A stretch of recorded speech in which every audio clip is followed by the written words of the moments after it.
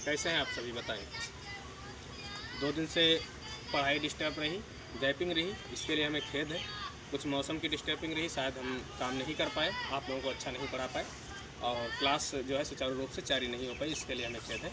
लेकिन हम वादा करते हैं अब ऐसी प्रॉब्लम भविष्य में नहीं आएगी। अगर मौसम भी गड़बड़ होगा तो भी मैं कोशिश करूँगा कि आप लोगों को समयानुसार पढ़ा सकूँ। समय डिस्टर्बेंस हो सकता है लेकिन पढ़ाया जरूर जाएगा, जो कि नियमानुसार होना भी चाहिए। ठीक है, और सब लोग मस्त होंगे, अच्छे होंगे, उम्मीद करता हूँ। बताएं हाल चाल कैसा है, बताएं ठीक होंगे। हाँ, लेकिन इतना ध्यान रखें कि कार्य रोज़ का रोज़ पूरा करें। अगर कार्य पूरा करने में डिस्टर्बिंग करेंगे तो ये ऑनलाइन कोचिंग है, इसको समझने में भी थोड़ी दिक्कत आती है कि हाँ कौन सा हमें किस दिन कार्य करना है, कौन सा व्यंजक हमें किस दिन कंप्लीट करना है, किस तरीके से करना है, शायद इसमें दिक्कत तो आती ही रहती है ना। तो ऐसी दिक्कत ना बनाएं, ऐसी प्रॉब्लम्स ना बनाएं। अपना रोज़ का काम रोज़ सुचारू रूप से जारी जरूर रखें। ठीक है, क्लास रोज़ ज्वाइन करें। हमने देखा तमाम बच्चे कभी कोई क्लास ज्वाइन करते हैं, कभी कोई नहीं करते हैं, एंजॉयमेंट करते हैं। तो कौन सा तुम्हारा मैं दिन भर का टाइम लेता हूँ, बस वही 10-15 मिनट जो भी लगता होगा। लिखने का कार्य जो होता है वो मान लो 15-20 मिनट का टाइम लिखने का है, बाकी जो लेक्चर समझने का टाइम होता होगा मैक्सिमम वही एक, जो मैं मूवी बनाता हूँ 3 मिनट 4 मिनट की मूवी या वीडियो आती है तो बहुत ज़्यादा टाइम नहीं लगता है। इसलिए पढ़ाई में डिस्टर्बेंस ना करें, अपनी पढ़ाई जारी रखें। ठीक है, और समय तो जटिल है ही है। हमने पहले भी बताया कि शायद अभी लॉकडाउन बढ़ेगा, अगर नहीं लॉकडाउन बढ़ता है तो भी शायद बच्चों की पढ़ाई के लिए सुचारू रूप से जो समय बताया गया है वो जुलाई में ही लगभग में हमारी उम्मीद है, फिलहाल कंफर्म नहीं है, हम उम्मीद के अनुसार से कहते हैं, क्योंकि बच्चों को बचाना बहुत अनिवार्य रूप से है। हमारी गवर्नमेंट शासन प्रशासन भी इसी में जुटा पड़ा हुआ है, लगा हुआ है कि बच्चों को इस बीमारी से दूर रखा जाए। बच्चों और बूढ़ों को उन्हीं पर ज़्यादा अटैक करता है, इसलिए शायद हम लोगों को सामूहिक रूप से स्कूल में पढ़ाना मुश्किल हो। लेकिन जो गवर्नमेंट ने, शासन प्रशासन ने जो बनाया है, कहा है कि ऑनलाइन पढ़ाया जाए, व्हाट्सएप के जरिए पढ़ाया जाए, यूट्यूब के जरिए पढ़ाया जाए, तो हम लोग कोशिश करते हैं कि आप लोगों को समयानुसार पढ़ाया जाए, बताया जाए। इसलिए मैं कोशिश करता हूं, और जो भी त्रुटियां रह जाएंगी वो जब स्कूल खुलेगा तो वो सारी त्रुटियां दूर की जाएंगी। ठीक है, तो कोशिश करें कि कभी भी क्लास भांजी ना करें, पर डे पढ़ें, रोज़ आएँ, ऑनलाइन पे आएँ। और अगर कभी नहीं पढ़ाया जाता है तो एक बार पूछे ज़रूर कि सर आज पढ़ाया जाएगा कि नहीं पढ़ाया जाएगा। इससे थोड़ा रुचि महसूस होती है कि हाँ बच्चा पढ़ रहा है या नहीं पढ़ रहा है। ठीक है, तो आज का हमारा जो व्यंजक होगा, आइए हम ज़्यादा बात ना करके अपने टॉपिक पे आते हैं। तो आज का जो हमारा व्यंजक है वो है वैद्युत स्थितिज ऊर्जा के बारे में, और इसके बाद मैं न्यूमेरिकल चालू कर दूंगा। थोड़े बहुत व्यंजक शॉर्टली बचे हुए हैं, वो मैं जब स्कूल खुलेगा तो वेट करवाऊंगा। ठीक है, यहाँ पे मैं इंपॉर्टेंट कराने की कोशिश करता हूँ क्योंकि मेरे पास समय कम होता है, ऑनलाइन पढ़ा रहा हूँ तो डिस्टर्बिंग तो खैर होती ही है ना।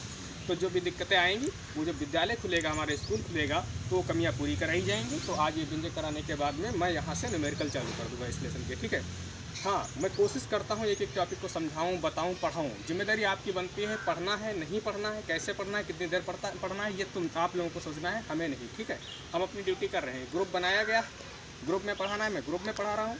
बाकी मेरा जो पर्सनल ग्रुप है मैं उसमें पढ़ा रहा हूँ, मैं अपनी ड्यूटी कर रहा हूँ। ठीक है, आप पढ़ेंगे तो अपने लिए पढ़ेंगे, हमारे लिए नहीं पढ़ेंगे। तो मेरी प्रेरणा यही है कि आप पढ़ते रहें, अपना समय बर्बाद ना करें, क्योंकि इस पढ़ाई से आपका बहुत ही बेनिफिट होने वाला है। क्योंकि आप घर पे बैठे हैं, कोई पढ़ाई का ज़रिया नहीं यहाँ पे स्टार्ट है। ठीक है, यही एक ज़रिया है जिससे हम कुछ ना कुछ जान लेते हैं। तो कुछ ना कुछ जानने की कोशिश करें, हमारे साथ में सहयोग करें और पढ़ें।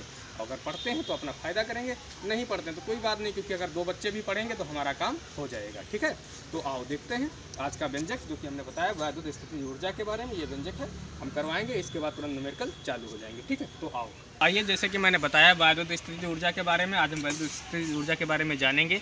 मेमोरी थोड़ा जल्दी फुल हो जाती है मोबाइल की, क्योंकि इतने बड़े बड़े जो है वीडियो बन जाते हैं, इसलिए मैंने इस व्यंजक को पहले ही करके रख लिया है, बस समझाना है। ठीक है, लेकिन न्यूमेरिकल में डायरेक्ट करवाऊँगा। ठीक है, घबराना नहीं। तो देखें वैद्युत तो आए देखें वैद्युत स्थितिज ऊर्जा क्या होती है। वैद्युत विभव लेसन से लिया गया है, और इसको मैं लास्ट व्यंजक बताता हूँ, इसके बाद मैं न्यूमेरिकल चालू करूँगा। ठीक है, फिलहाल जो व्यंजक बचे हैं छोटे मोटे वो व्यंजक मैं स्कूल विद्यालय में करवाऊँगा। ठीक, मैंने बता दिया। ठीक है, तो आओ वैद्युत स्थितिज ऊर्जा के बारे में बात करें। तो आप लोगों के सामने लिखा हुआ है कि वैद्युत स्थितिज ऊर्जा क्या होता है। तो वैद्युत स्थितिज ऊर्जा मैं अपनी भाषा में बता दूँ, जब कोई 2 आवेशों को मतलब 2 आवेशों के जरिए एक सिस्टम बनाया जाता है, तो उसमें से एक आवेश को अनंत पर रखा जाता है और दोनों को पास पास लाया जाता है। इसके बाद इस आवेश को लाने में जो कार्य निर्मुक्त हो जाता है, उस कार्य को ही हम वैद्युत स्थितिज ऊर्जा कहते हैं। ठीक है, तो आओ लिखित भाषा में जानें कि आवेशों के किसी निकाय की वैद्युत स्थितिज ऊर्जा उस कार्य के बराबर होती है जो उन आवेशों को अनंत से परस्पर समीप लाकर निकाय की रचना करने में किया जाता है। मतलब उन आवेशों को अनंत से लाकर के एक सिस्टम में जोड़ दिया जाएगा, नज़दीक ले आया जाएगा, तो जो ऊर्जा निर्मुक्त होगी उस ऊर्जा को ही हम वैद्युत स्थितिज ऊर्जा कहेंगे। ठीक है, आओ माना कि निकाय AB को जो आवेश प्लस Q1 व प्लस Q2 से मिलकर बना है, जो एक दूसरे से r मीटर की दूरी पर निर्वात में स्थित है। कहाँ स्थित है? निर्वात में स्थित है। प्लस Q2 बिंदु दूरी पर निर्वात में स्थित है, प्लस Q2 बिंदु B पर ना होकर के अनंत पर स्थित है। कहाँ मान लिया मैंने? अनंत पर मान लिया, अनंत पर स्थित है। दूरी पर निर्वात की स्थिति में जो है प्लस Q2 बिंदु B पर ना होकर के अनंत पर स्थित है। आवेश प्लस Q1 के कारण बिंदु B पर विभव, तो पहले विभव की बात कर ले, तो इसके कारण बिंदु के पे जो है विभव क्या निकलेगा? 1/4πε0 Q/r। मैंने बताया था कि विभव में सिर्फ r सिंगल रहता है, स्क्वायर नहीं रहता है, ठीक है। ये विभव हो जाएगा। कार्य क्या होता है?